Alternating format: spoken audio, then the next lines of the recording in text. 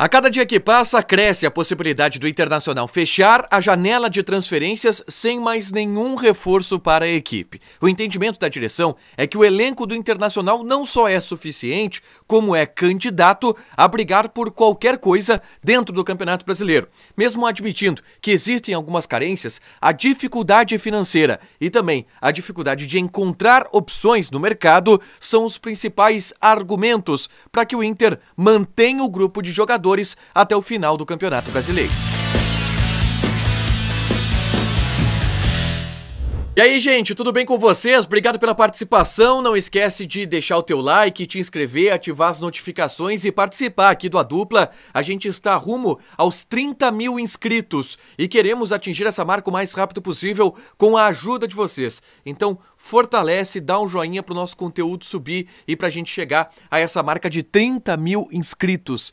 30 mil inscritos graças à ajuda de todos vocês. Gente, vamos falar sobre as intenções do Internacional no mercado de transferências. Eu sei que tem muita gente que pergunta pra mim, tá, Igor, o Inter vai contratar? Eu já fiz alguns vídeos sobre isso ao longo dos últimos dias e cada dia que passa aumenta a possibilidade do Internacional não trazer nenhum reforço até o fim dessa janela de transferências. O prazo de inscrições no Campeonato Brasileiro, ele vai até a metade de setembro. E até o fim deste mês de agosto, o Internacional precisa anunciar reforços que venham de fora do país, que venham do exterior aqui para o Brasil. E lá é o raio de ação da direção do Internacional. Eu já disse aqui que o Inter procura jogadores brasileiros que atuam fora do país e que tenham um salário na faixa intermediária, que sejam pagáveis para o Internacional. E por conta desse raio de ação, ele ser pequeno, ele ser recluso, o Inter está encontrando dificuldades para reforçar o seu elenco. A gente sabe que as prioridades da direção são homens de frente, atacantes, principalmente atacantes de lado. É ali que se entende que está a maior carência do grupo. Mas essas dificuldades estão levando o Internacional a ter uma postura de não contratar ninguém para o restante da temporada. Tanto que, nesse momento, o Inter não tem nenhuma negociação avançada com absolutamente nenhum jogador. Hoje é dia 25, a gente tem aí uma semana até o fechamento da janela de transferências. É bem difícil que nesses 7 dias o Inter encontre um nome que tenha esses pré-requisitos de ser uma faixa salarial que o Inter possa pagar, de ser brasileiro, fora do país, da posição e da idade que o Inter quer. É bem difícil que o Inter encontre esse jogador. Então, já vamos começar a nos contentar com a possibilidade do Inter não trazer ninguém no restante dessa janela de transferências. E em relação a isso, e até corroborando um pouco com essa leitura que eu tô fazendo aqui para vocês, ontem o Dr. Emílio Papaléu deu uma entrevista pra gente na Rádio Bandeirantes durante o Atualidades Esportivas e trouxe uma leitura, que é uma leitura da direção do Internacional, e que a gente tem ouvido bastante nos bastidores. A leitura de que o grupo do Inter é suficiente para as pretensões coloradas no restante da temporada. E aí por alguns argumentos. O que o Papaléu disse? Eu perguntei para ele se o grupo do Inter, ele podia brigar de frente com o Flamengo, ele podia brigar de frente com o Atlético Mineiro, com o Palmeiras, que são os tidos como elencos mais caros do país e mais bem reforçados do país. Eu fiz essa pergunta porque na Rádio Gaúcha, na entrevista que ele deu também para esse veículo no início da semana, o Dr. Papaléu disse que o elenco do Internacional não devia nada para nenhum time dentro do futebol brasileiro. E eu perguntei, será que não deve para o Flamengo? Será que não deve para o Atlético Mineiro? E ele me disse, olha, a gente não pensa a longo prazo, a gente está numa filosofia aqui de ir jogo a jogo melhorando a equipe.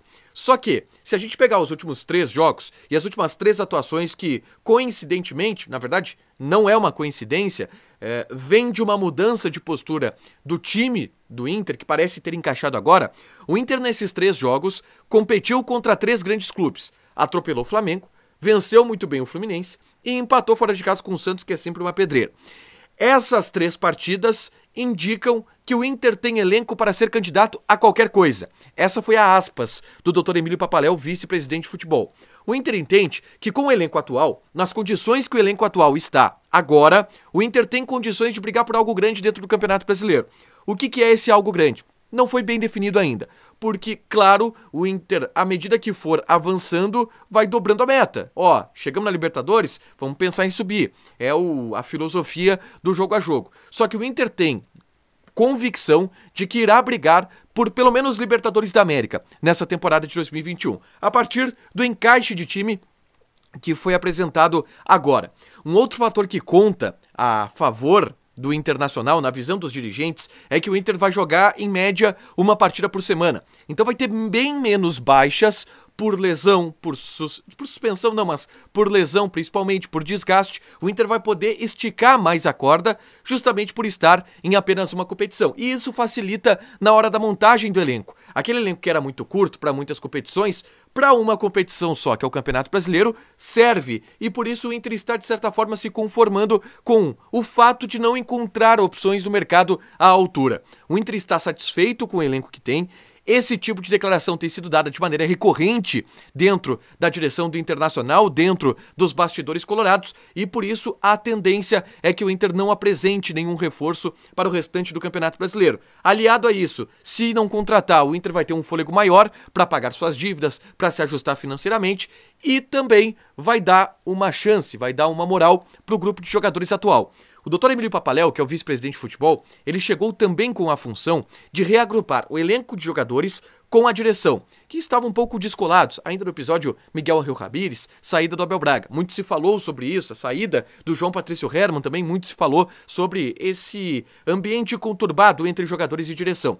E o Dr. Emílio Papaléu está, através de declarações públicas, através da postura dentro do vestiário, apostando muito nesse grupo, também com a tentativa de puxar os jogadores mais pro lado da direção. E por enquanto tem dado resultado. Então a direção aposta no grupo, também para chamar os jogadores para o clube, para a direção, para a gestão, e por isso não vão contratar, também pelas dificuldades financeiras e também pela dificuldade de opções no mercado. Se contentem com o que tem, porque parece que o Inter vai assim pelo restante do Campeonato Brasileiro. Não esquece de deixar teu like, te inscrever, ativar as notificações. Ainda hoje tem mais conteúdo aqui no A Dupla, tanto do Grêmio quanto do Inter. Amanhã eu prometo que faço para vocês o vídeo sobre renovações. Estou buscando ainda alguns detalhes em relação a Moisés, em relação a Guerreiro, e eu trago aqui para vocês amanhã, beleza? Beijo!